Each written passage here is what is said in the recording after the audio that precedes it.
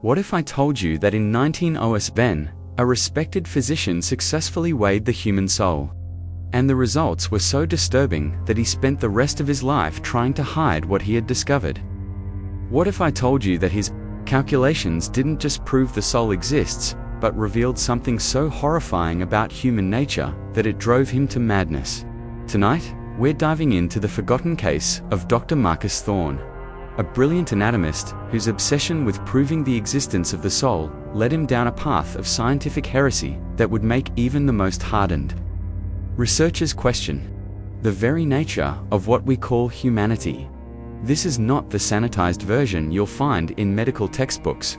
This is the real story, pieced together from his hidden journals, witness testimonies, and the disturbing photographs he left behind before disappearing forever. Dr. Marcus Thorne was not your typical physician. Born in 1872, in Salem, Massachusetts, he was a prodigy who graduated from Harvard Medical School at the unprecedented age of 21. But unlike his peers who were content with traditional medicine, Thorne was obsessed with one question that haunted him. Since childhood, if the soul exists, why can't we measure it? His fascination began when he was 7 years old and witnessed his younger sister's death from tuberculosis. As little Emma took her final breath, young Marcus swore he saw something leave her body, a barely perceptible shimmer that rose from her chest and disappeared into the air. His parents dismissed it as a grieving child's imagination, but Marcus never forgot what he saw that day. By 1805, Dr. Thorne had established himself as one of Boston's most respected physicians. He had a thriving practice, a beautiful wife named Catherine, and twin sons. But beneath this facade of normalcy, Thorne was conducting experiments that would make the medical establishment turn their backs on him forever. It started innocently enough. Thorne began studying the moments immediately before and after death. In his terminally ill patients, he would sit beside their beds with a notebook, recording every detail, the exact time of death, the patient's final words, any unusual physical phenomena he observed. His colleagues thought he was simply being thorough. But Thorne was looking for something else entirely. In his private journal, which was discovered decades later in the walls of his demolished home, Thorne wrote, "I am convinced that the human soul has mass. If it exists as our Lord promises, then it must obey the laws of physics. Energy cannot be created or destroyed, only transformed. Where does this energy go when we die?" His breakthrough came in 1904 when he read about the work of Dr. Duncan McDougall, who claimed to have weighed the soul at 21 grams. But where McDougall stopped, Thorne became obsessed. He didn't just want to weigh the soul, he wanted to capture it. Thorne converted the basement of his home into a laboratory that would have impressed any university. He acquired precise scales capable of measuring differences of less than 1 gram. He built a sealed chamber that could contain any gases or vapors that might escape a dying body.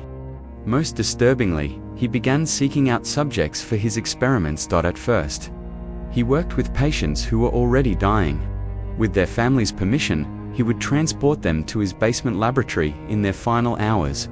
The setup was elaborate. The patient would lie on a specially constructed bed mounted on the precision scales.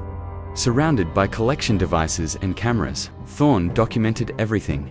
His first successful measurement came on November 15, 19. The subject was Mrs. Eleanor Whitman, a 63-year-old woman dying of cancer. Thorne recorded her weight loss at the moment of death as exactly 21.4 grams.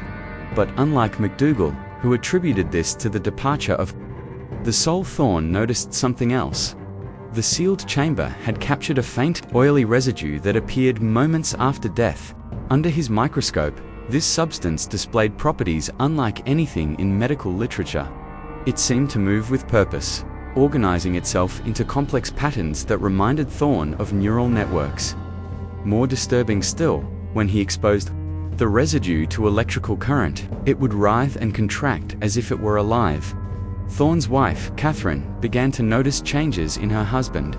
He would spend days in the basement, emerging only for brief meals during which he would stare at his family with an expression she later described as calculating, as if he were measuring us for something horrible. The twins, now 12 years Old complained that their father would watch them sleep, standing silently in their doorway with a notebook in his hands. By 1906, Thorne had performed his experiment on 17 subjects.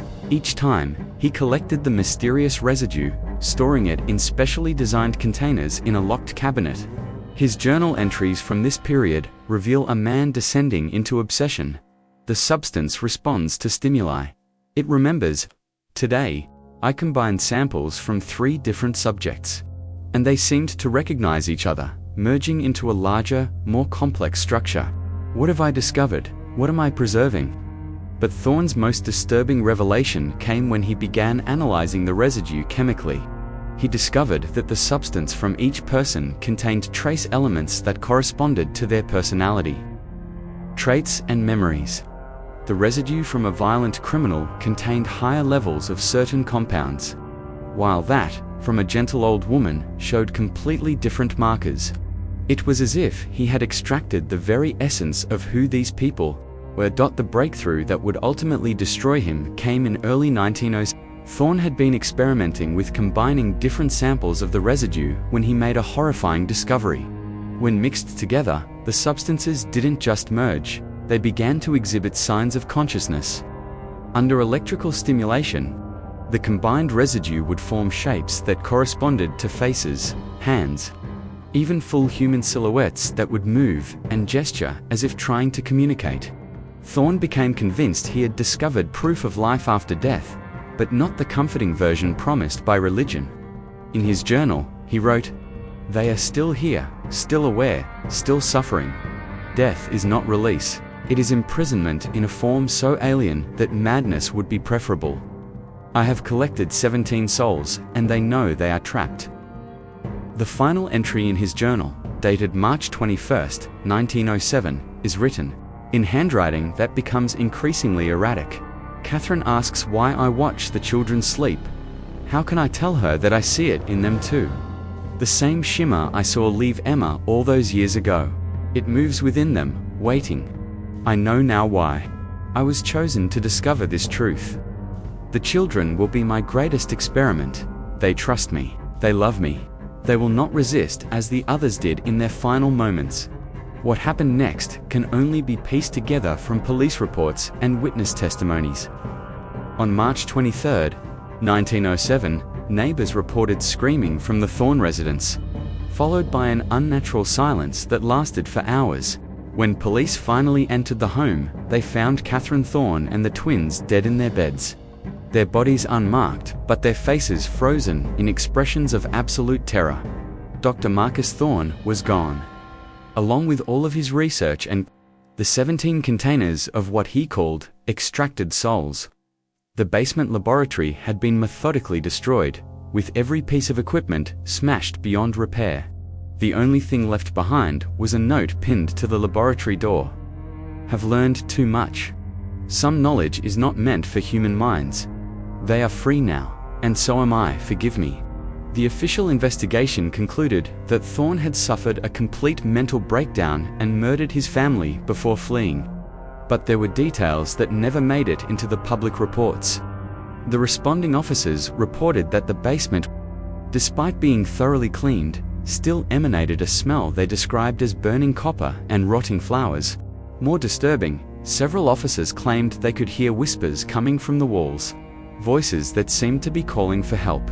The house was demolished in 1910 after 3 different families who tried to live there reported identical experiences. The sound of children crying in the basement, the smell of medical chemicals that appeared without explanation, and most terrifying of all, the sensation of being watched by invisible eyes that followed them through every room. But the story doesn't end with the destruction of the house. Over the years, there have been scattered reports of a man matching Thorne's description appearing at hospitals and morgues across New England. Witnesses describe him as aged far beyond his years, with wild hair and clothes that smell of chemicals. He is always seen near patients who have just died, clutching a small leather bag and muttering about setting them free. In 1923, a night janitor at Massachusetts General Hospital reported encountering an elderly man in the morgue who claimed to be Dr. Marcus Thorne. The man was standing over a recently deceased patient, holding what appeared to be a glass vial filled with a substance that glowed faintly in the darkness. When confronted, the figure looked at the janitor with eyes that the witness later described as holding the weight of 1,000 deaths, and said, "I am still trying to undo what I have done. Some discoveries cannot be forgotten, only forgiven." The most credible sighting came in 1931 from Dr. Elizabeth Hayes, a respected physician at Boston City Hospital. She reported encountering an elderly man in her morgue who introduced himself as Marcus Thorne. He appeared to be in his 90s but moved with surprising agility. He told Dr. Hayes that he had spent 24 years traveling from hospital to hospital, performing a ritual he called the Great Release on the recently deceased. According to Hayes' testimony, Thorne claimed he had learned to reverse his original process, that he could now free the souls he had once trapped. He showed her a collection of empty vials, each one labeled with a name and date. 17 souls, he told her. 17 people I condemned to imprisonment. I have freed 16 of them. Only one remains, and then my work will be complete. Dr. Hayes asked him which soul remained trapped. Thorne's response, recorded in her private notes, was chilling. "Mine, I extracted my own soul years ago, during my final experiment. I thought it would help me understand what I had done to the others. But now, I am neither alive nor dead, neither free nor imprisoned. I am something else entirely, something that should not exist." The last confirmed sighting of Dr. Marcus Thorne was reported in 1937 by a funeral director in Salem, Massachusetts, just blocks from where Thorne was born. The director found an elderly man in his preparation room, standing over the body of a young girl who had died of tuberculosis. The man was holding an empty vial and weeping uncontrollably. When asked to identify himself, the man looked up with eyes that were described as ancient beyond measure and said, "I am the man who proved that some questions should never be answered. I am the physician who learned that death is not the end, but the beginning of a suffering so profound that madness is a mercy. I am Marcus Thorne, and I am finally going home." The funeral director stepped out to call for help, but when he returned, moments later, the room was empty. The only evidence that anyone had been there was a faint smell of burning copper and rotting flowers, and a single glass vial sitting on the preparation table. Inside the vial was a substance that seemed to move of its own accord, forming shapes that looked almost like a human face, mouth open in what appeared to be a silent scream. The vial disappeared the next day, and no one has reported seeing Dr. Marcus Thorne since, but in the basement of what was once his family home, now occupied by a small park. Maintenance workers occasionally report strange phenomena: the sound of children playing, the smell of medical chemicals rising from the ground, and most disturbing of all, the sensation that someone is watching them. Someone who has been waiting patiently for nearly a century to finally rest. So what really happened to Dr. Marcus Thorne? Did he successfully weigh the human soul, only to discover that death is not the peaceful release we imagine, but a form of conscious imprisonment? Did he spend decades trying to undo his discovery, freeing the souls he had trapped while remaining trapped himself? Or was he simply a brilliant mind destroyed by grief and obsession, a man who convinced himself he had made a discovery that never really existed? The truth, like Dr. Thorne himself, may be lost forever. But his story serves as a reminder that some knowledge comes with a price too terrible to pay, and that the questions that haunt us most may be the ones we should never try to answer. In the end, Marcus Thorne got what he wanted. He proved that the soul exists, that consciousness persists beyond death, that something essential and eternal resides within each of us. But his proof came at a cost that destroyed his family, his sanity, and ultimately his soul. Perhaps that's the real horror of his story. Not that death is the end, but that it might not be. Not that we cease to exist when we die, but that we continue to exist in a form so alien and terrible that oblivion would be a blessing. Dr. Marcus Thorne weighed the soul and found it wanting. The question that should haunt us all is this: if he was right, if consciousness truly persists beyond death in the way he discovered, Then what does that mean for the rest of us? What does it mean for you? Sweet dreams.